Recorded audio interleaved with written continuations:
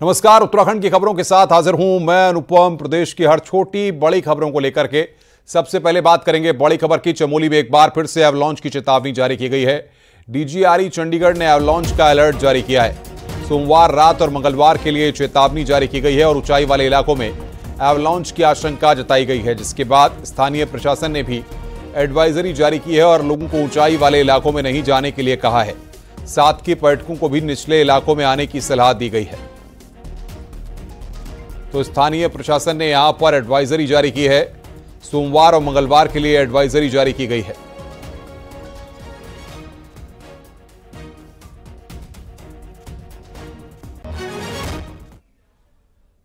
चमोली में बद्रीनाथ हाईवे पर पहाड़ से एक बड़ा ग्लेशियर टूटकर नदी में आया। हनुमान चट्टी के पास ग्लेशियर नीचे की तरफ आया, जो देखने में एक झरने की तरह लग रहा है।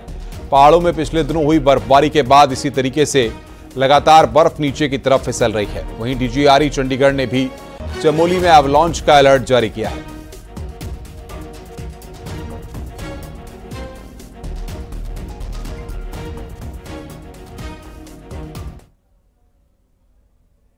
पछुआदून में चयनित किए गए अवैध मदरसों पर प्रशासन की लगातार कार्रवाई जारी है।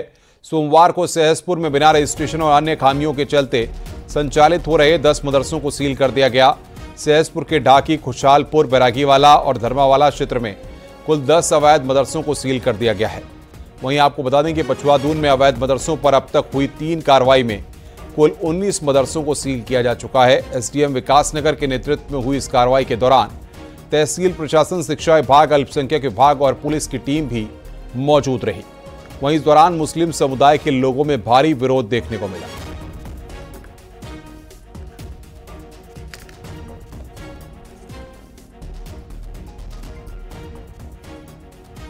मैंने कहा सर हमें ये तो बताइए किस चीज की चेकिंग कर रहे हैं।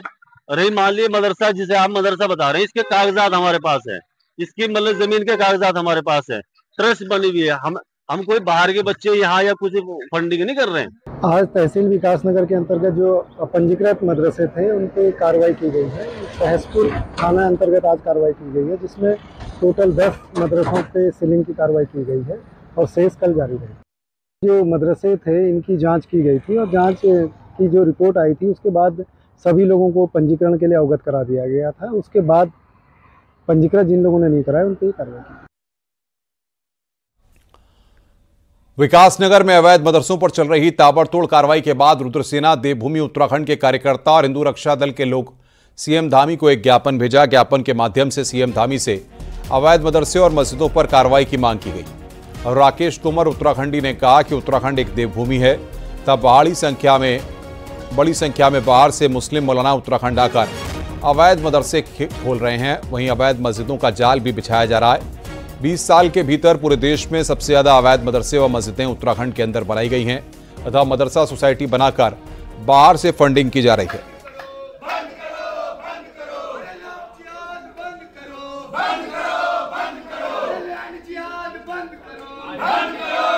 पिछले 20 वर्ष से पूरे देश में सबसे ज्यादा मदरसे और मस्जिदें उत्तराखंड के अंदर बनी हैं, जो कि दुखदाई है। मदरसा सोसाइटी बनाकर विदेशों से फंडिंग ली जा रही है।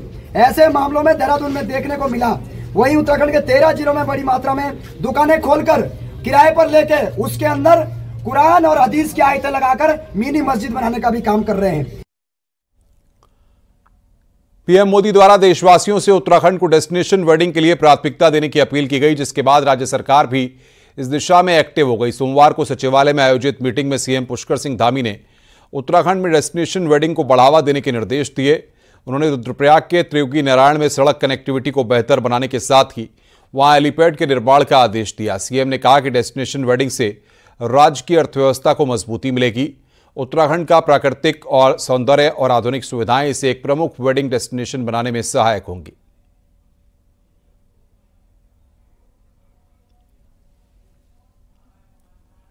चारधाम यात्रा को लेकर मुख्यमंत्री धामी पूरी तरह से अलर्ट मोड पे हैं। आज सीएम धामी ने बड़ी बैठक की। चारधाम यात्रा से जुड़ी मीटिंग में सीएम ने कई अहम निर्देश भी दिए। सीएम ने कहा कि चारधाम यात्रा की तैयारियां जल्द पूरी की जाएं और सफाई को देखते हुए ग्रीन चारधाम यात्रा अभियान शुरू किया जाए। सीएम ने कहा कि यात्रा शुरू होने से पहले अफसर यात्रा वाली जगहों का दौरा करें। वहीं हेली टिकटों की ब्लैक मार्केटिंग रोकी जाए और विजिलेंस की तरफ से इसकी मॉनिटरिंग के साथ कार्रवाई भी की जाए। वहीं शीतकालीन यात्रा की जगहों का मास्टर प्लान तैयार किया जाए। वहीं चारधाम यात्रा को देखते हुए हेल्पलाइन नंबर भी जारी किया जाए और श्रद्धालुओं की सुविधा के लिए मौसम के रियल टाइम अपडेट सिस्टम को मजबूत किया जाए। वहीं सीएम ने 2026 की नंदा राज्यात और 2027 के अर्ध कुंभ के लिए अभी से तैयारी के निर्देश दिए हैं। वहीं सीएम ने कहा कि आईएएस, आईपीएस और पीसीएस अफसर उन तहसील ब्लॉक क्षेत्र को गोद लें जहां से उन्होंने नौकरी की शुरुआत की है।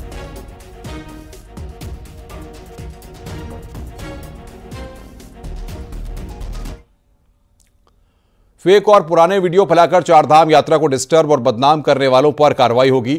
मुख्यमंत्री ने आदेश सोमवार को चारधाम से जुड़ी मीटिंग में दिए हैं। वहीं हर लेवल पर वक्त रहते व्यवस्थाएं दुरुस्त करने के भी आदेश दिए गए हैं। देखिए रिपोर्ट।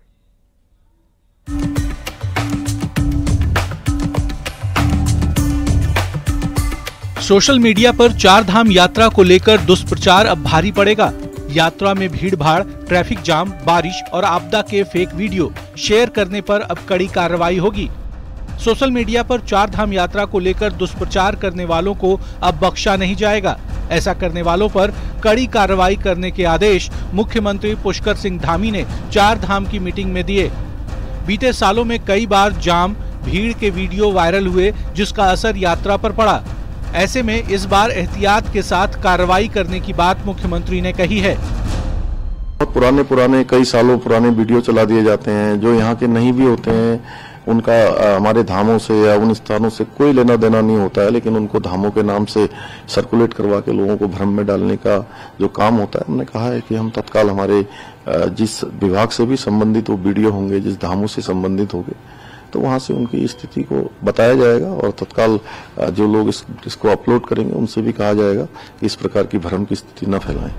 चारधाम की मीटिंग में मुख्यमंत्री ने सभी विभागों को वक्त रहते काम पूरा करने को कहा। वहीं शुरुआत के 1 महीने भीड़ को देखते हुए प्लानिंग की भी बात कही गई, ताकि एंट्री से लेकर दर्शन तक यात्रियों को कोई दिक्कत न आए। पूरे देश और दुनिया के लोगों का चारधाम यात्रा में आना होता है, इसलिए लोगों की जो यात्रा है वो अच्छी हो, सरल हो, सुविधाजनक हो, सुरक्षित हो। तो उसको लेकर आज एक पूरे चारधाम यात्रा के हमारे जिलों से भी और पूरे सचिवालय के जो भी हमारे प्रमुख विभाग हैं, उन सभी विभागों के साथ आज समीक्षा बैठक की है और पिछली यात्रा के जो अनुभव रहे हैं उसके आधार पर जो स्टेक होल्डर्स हैं उनसे भी चर्चा की है, उनसे भी सुझाव लिए हैं। चारधाम यात्रा में 50 दिन बचे हैं। इसी वक्त में यात्रा की तैयारियों को पूरा किया जाना है, क्योंकि इस बार भी यात्रा में 50 लाख से ज्यादा यात्रियों के आने का अनुमान है। दीपांकर भट्ट, न्यूज़ 18, देहरादून।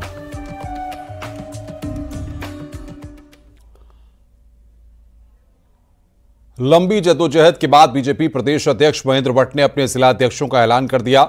हालांकि अभी भी एक जिला अध्यक्ष की सीट खाली है। 2027 के लिए बनाई गई इस टीम में जातीय से लेकर क्षेत्रीय समीकरण और महिलाओं का पूरा ध्यान रखा गया है। देखिए रिपोर्ट।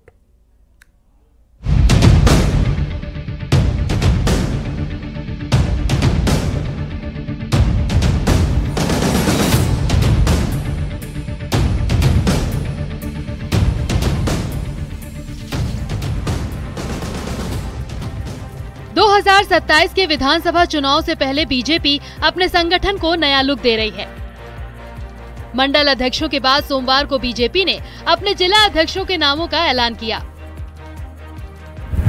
संगठन के लिहाज से बीजेपी ने प्रदेश को 19 जिलों में बांटा है, जिसमें कुमाऊं में 8 और गढ़वाल में 11 जिले हैं। रानीखेत को छोड़कर बीजेपी ने 18 जिलों में जिला अध्यक्षों की घोषणा कर दी है। कुमाऊं के 8 जिलों में से 1 ब्राह्मण, 1 बनिया, 1 ओबीसी और 4 ठाकुर नेताओं को जिला अध्यक्ष बनाया गया है, जबकि गढ़वाल में 11 में से 5 ठाकुर, 3 ब्राह्मण, 1 एससी, 1 बनिया और 1 जिले में ओबीसी समाज को कमान दी गई है। हमने जातीय समीकरण को भी बिठाया है, चाहे महिला हो, अनुसूचित जाति हो, पिछड़ी जाति हो, सबको लेकर के इसमें विचार विमर्श किया गया। पर्यवेक्षकों की जो राय आई और जो सबसे ऊपर आया, जिनकी राय, उसी को जिला अध्यक्ष घोषित किया गया। बीजेपी ने देहरादून, रुद्रपुर, पिथौरागढ़, नैनीताल और देहरादून ग्रामीण समेत 5 जिलाध्यक्षों को रिपीट किया है, तो बागेश्वर और रुड़की में महिला जिलाध्यक्ष देने का काम किया है।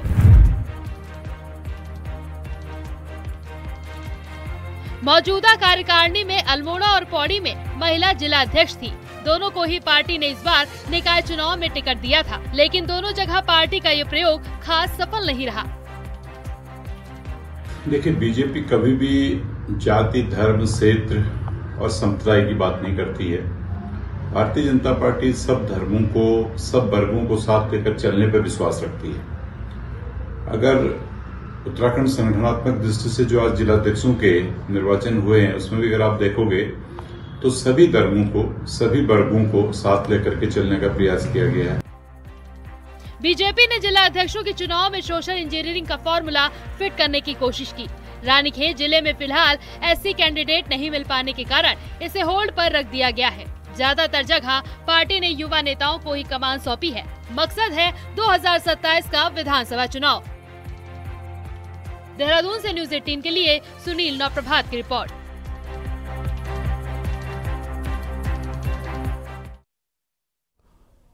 चौदह मार्च को एक और होली का उल्लास रहेगा तो दूसरी ओर जुम्मे की नमाज होगी। इसको लेकर देहरादून एसएसपी ने साफ संदेश दिया है कि अगर किसी को होली के रंगों से परहेज है तो वे घर पर ही नमाज अदा करें। वहीं मुस्लिम समुदाय के लोगों ने टकराव से बचने के लिए नमाज के समय को बढ़ा दिया है और साफ कहा है कि हम किसी भी तरह का टकराव नहीं चाहते हैं।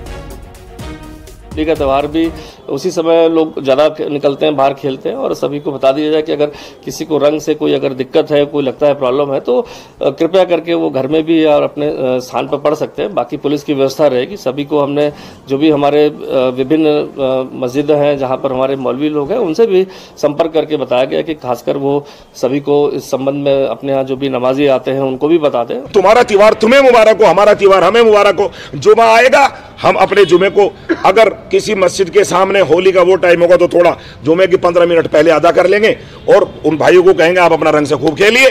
और जहां ये होगा कि वहां देर से होता है उनको कह देंगे भी आज थोड़ा सा और 15 मिनट देर से कर लो, तो हमारा कोई टकराव नहीं।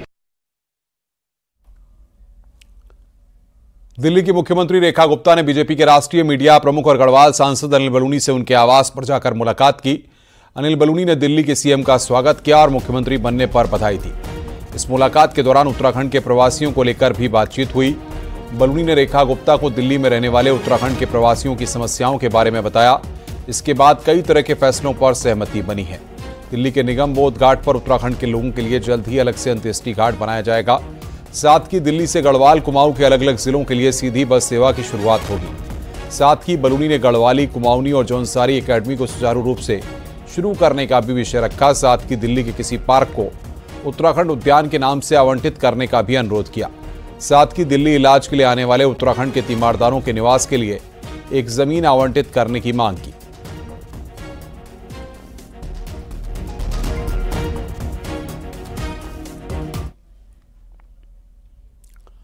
और आइए अब देखते हैं पहाड़ की 10 बड़ी खबरें। पहाड़ टॉप 10। पिथौरागढ़ में बीजेपी ने गिरीश जोशी को एक बार फिर जिला अध्यक्ष की जिम्मेदारी दी है। इस मौके पर गिरीश जोशी का कार्यकर्ताओं ने जोरदार स्वागत किया।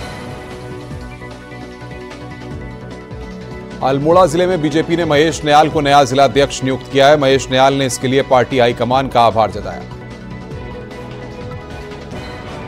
रुड़की में बीजेपी ने मधु सिंह को जिला अध्यक्ष नियुक्त किया, जिसकी घोषणा प्रभारी दुष्यंत गौतम ने की। पिथौरागढ़ के प्रवेश द्वार अंचोली में हाईवे की खस्ता हाली से नाराज एनएसयूआई ने प्रदर्शन किया और प्रदेश सरकार का पुतला फूंका।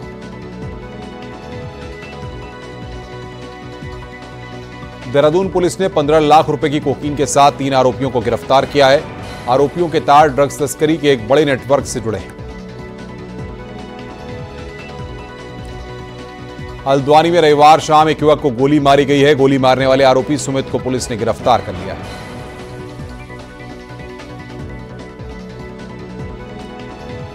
होली के चलते नैनीताल के बाजारों में खाद्य विभाग की छापेमारी हुई। मिठाई की दुकानों के साथ जनरल स्टोरों में बिक रहे सामानों के सैंपल लिए गए। उत्तराखंड राज्य आंदोलनकारी संघर्ष समिति ने मंत्री प्रेमचंद अग्रवाल, मंत्री सुबोध नियाल और स्पीकर रितु खंडूरी की बर्खास्तगी की मांग को लेकर धरना प्रदर्शन किया।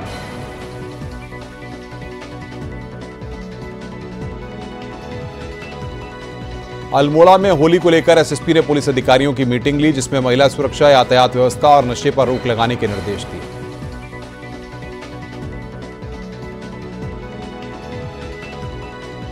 पिथौरागढ़ में एयरपोर्ट रोड पर सर्किट हाउस बनाने की कवायद शुरू हो रही है। डीएम विनोद गोस्वामी ने कार्यदायी संस्था के साथ स्थलीय निरीक्षण किया।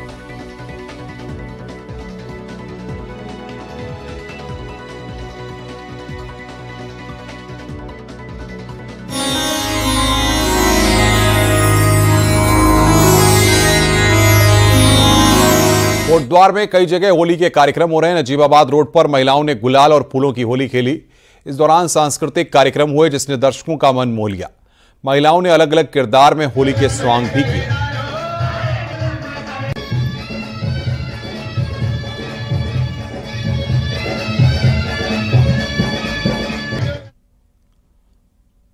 भारतीय जनता पार्टी अब उत्तराखंड के सोशल मीडिया इन्फ्लुएंसर को साथ लाने जा रही है। अच्छी फैन फॉलोइंग और सब्सक्राइबर रखने वाले कंटेंट क्रिएटर को एक साथ लाकर उत्तराखंड का कल्चर टूरिज्म को प्रमोट करने की प्लानिंग है।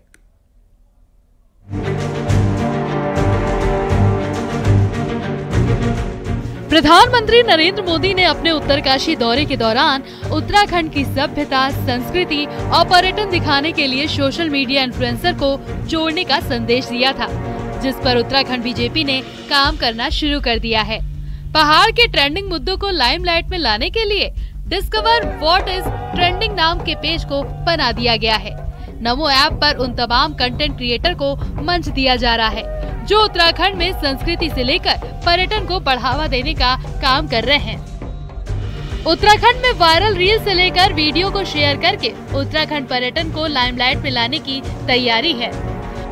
सोशल मीडिया के माध्यम से हम लोगों को जोड़ रहे हैं। अभी हमारा नमो ऐप पर एक ऑप्शन आया है डिस्कवर, जो ट्रेंडिंग है। ट्रेंडिंग जो डिस्कवर अभी तक हम जो खोजे कर रहे हैं लोगों के माध्यम से, हम चाहते हैं कि नमो ऐप पर वो आए और अपलोड करें, ताकि हमारे पूरे भारत में उन खबरों को देखा जाए। बीजेपी इसकी तैयारी 2024 से कर रही थी। पिछले साल दिल्ली में हुए कंटेंट क्रिएटर्स अवार्ड में उत्तराखंड के भी सोशल मीडिया इन्फ्लुएंसर को बुलाया गया था, जिसमें उन्हें कल्चर प्रमोशन से लेकर अलग अलग फील्ड में काम करने के लिए मैसेज दिया गया था। अब इस नई पहल को उसी से जोड़कर देखा जा रहा है। गीत और गजल कहती हूँ तो मेरा प्रयास हमेशा ये रहता है कि मैं देश की संस्कृति को छू सकूं और अपने उत्तराखंड की कुछ बातें हैं उनको रख सकूं अपने गीत और गज़लों के ज़रिए। तो यही मेरा प्रयास रहता है और मैं चाहती हूं कि जितने भी कंटेंट क्रिएटर्स हैं वो इस चीज़ को ज़रूर ध्यान रखें।